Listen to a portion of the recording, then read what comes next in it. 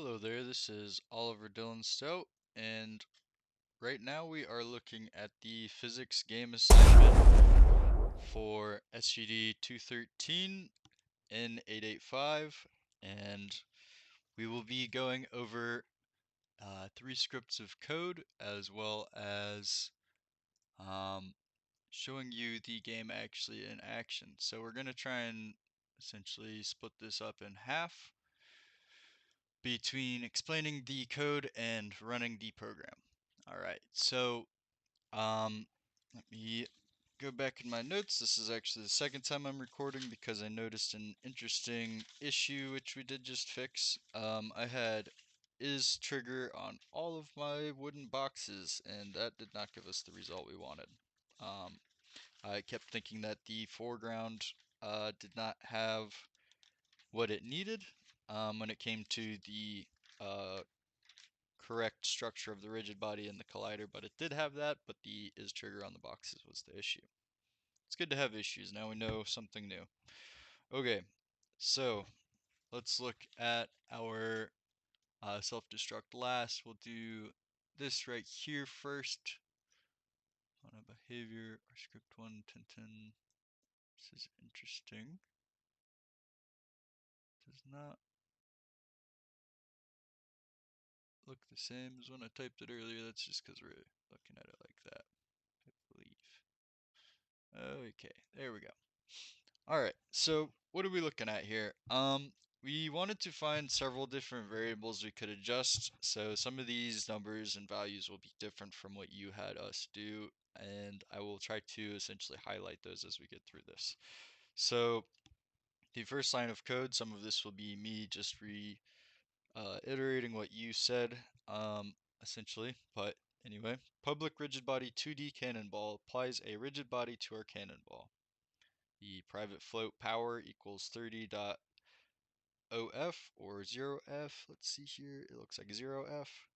I changed that to 45 here. In this situation, we needed a float to perform vector math. And this will be our default power. So I believe changing from 30 to 45 changes the power, which might be velocity of our cannonball. Correct me if I'm wrong there, but that's what I put together from what I understood. Public game object shoot created a game object called shoot for us, and then public audio clip fire. This is our last section of declaring data types here, and the audio clip fire is going to be related to when we fire the cannon. Okay, so we've got our next lines of code, which is void on GUI, curly braces GUI box new rect 1010 130 power plus power in short. So the 1010 130 we still kept the same as the tutorial. To describe what they are, we've got 100 pixels long, 30 wide, and 10 bytes in is the location of the corner of our UI that is going to display to the user the power that they are currently setting the power value at. And then we have private void update cannonballs allows us to call cannonballs function, which is the firing trigger to launch. So yeah, it's just allowing us to launch the cannonball. Void fixed update, curly braces set power, fires off a specific interval. Without it, if we adjust power with W or S key, it would pretty much max out way too quickly. Going down further related to that, you'll notice the lines in the void set power and the two if statements. The interior of the nested if statement, if we call it a nested one, power equals power plus 1. We kept that the same even though it could be adjusted because we wanted to give the user more control over the exact setting and ease of use to choose their setting for the value of the power that they're giving our character. And in fact, now that I mention it, I think the private float power 45 might actually just be the default starting point between 10 and 61 that you'll see in a moment. So Now we'll go actually up to the line of if power is less than or equal to 39. You'll see 60 in my case, and below that if power is less than or equal to 11. You'll see that on mine, whereas originally it was 21. So what we're adjusting here is the parameters of which the user gets to choose the power that they'll be using for the cannon. All right, so um, we have void cannonballs if input dot get key down space, and then we say if input is pressed, which is the space bar, then spawn cannonballs. Okay, so then we say void spawn cannonballs, rigid body 2D, cannonball instance, game object, shoot instance. There's a lot to this. So this is the densest part of this section of code. Let me scroll down so you can see it as well. So, all right. So what's worth adjusting here, and what should we just point out and explain? Um, The values that were adjusted are just beyond new vector right here, -98, -20.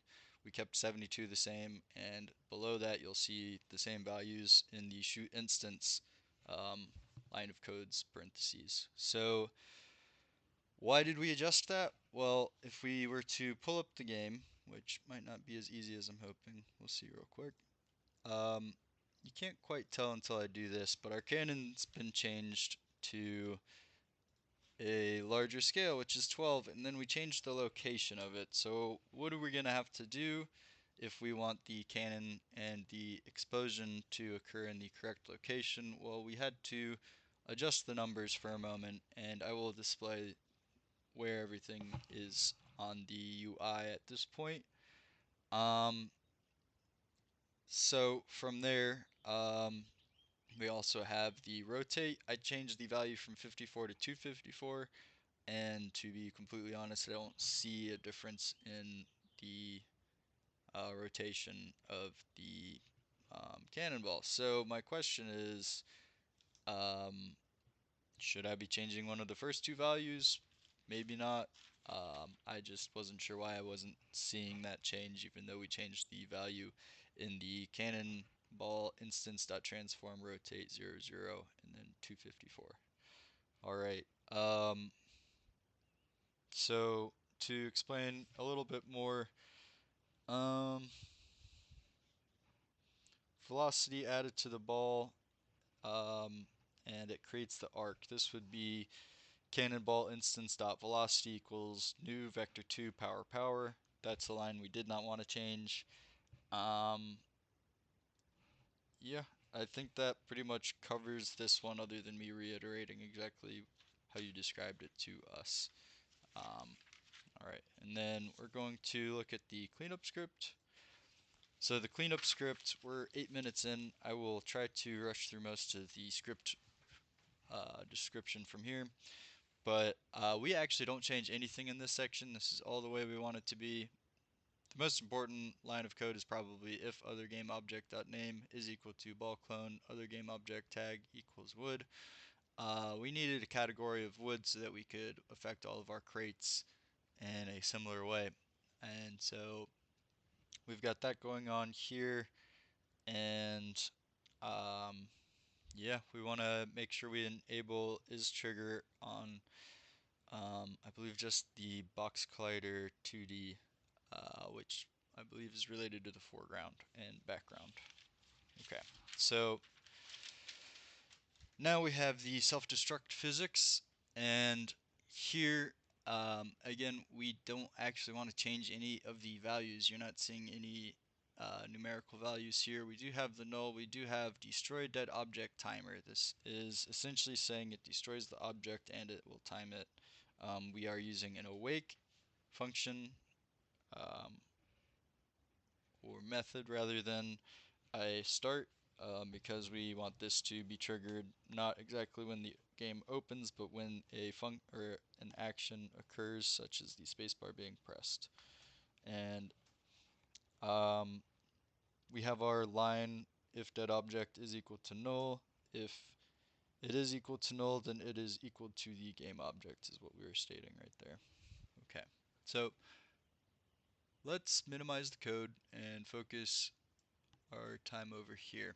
So some of the aspects within Unity that we wanted to make sure we wanted to add the correct scripts and the correct settings to all of these. So we have our cannonball right here. It's got a rigid body, the sprite renderer, and let me see here, rigid body, there we go.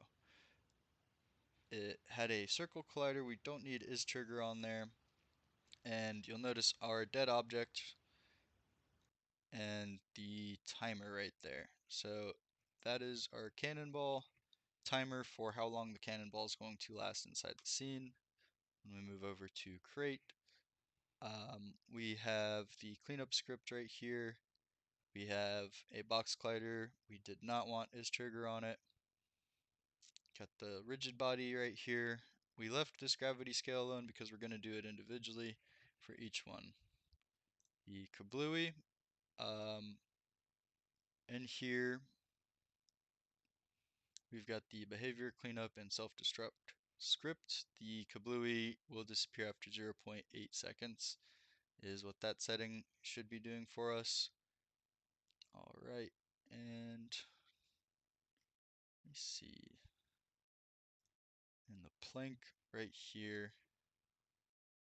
All right, and we also want to look at our sounds explosion. All right, so this was placed inside of a few other items. So there's prefabs and then sprites. So let's check the explosion one. Um, this was important for the cannon. So if I open the cannon, we've got the explosion player, the kablooey, and the cannonball 2D rigid. This was what the behavior script, which was our main cannonball script, was able to allow us to plug in.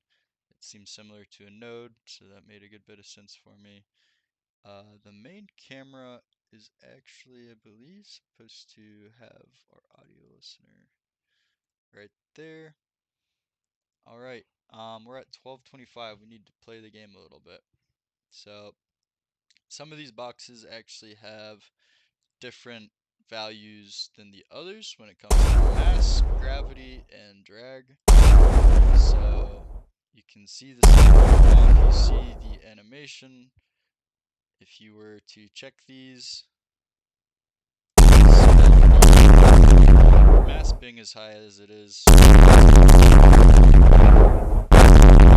Wow, that was unexpected. Interesting.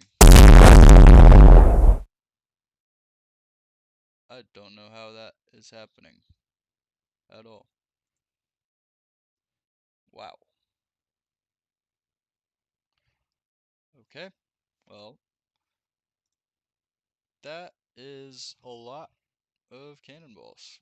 Um, so I'm assuming one of the numbers that we bumped very high would make that happen. Let's count how many cannonballs it takes before that happens again. 1, 2.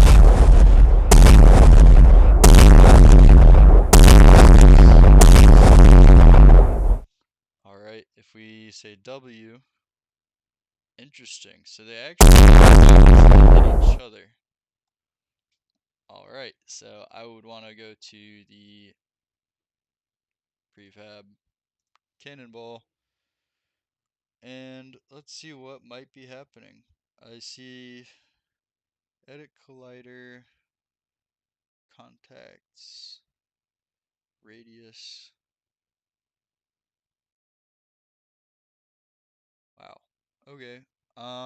That was unexpected. I'm looking for a very high value or a interpolate, um, anything that would be multiplying based on the colliding. That was impressive, but I can't act like I know exactly how that happened. I did change this radius, so we'll change that back down. Try it again real quick. Some of the other things I'd like to point out before we distract ourselves with this incredible phenomenon that we did not intend for. Are we gonna multiply? Can't really tell. Let's see again. There it goes. Incredible. All right. I would have to look back through the script to figure out exactly why that's happening. All right. Before we get too concerned with that, let's go back to a little bit of this information. So if we check the mass, this gravity right here was 0.2, which is why it goes so slow. This one has the greatest mass being 5, linear drag being 0.8. This linear drag is 10. It actually disappears upon contact with a cannonball quite often. So that could be related to linear drag, but I can't quite say for certain. All right, so we have adjusted quite a few different box parameters, sizes, scale, as you can see, and their location, as well as the cannon's location and scale. We've added colliders for the most part in the right places, but I do not know what's going on with our cannons being so powerful. I did not mean to make it so overpowered, but that is what we have. Thank you so much.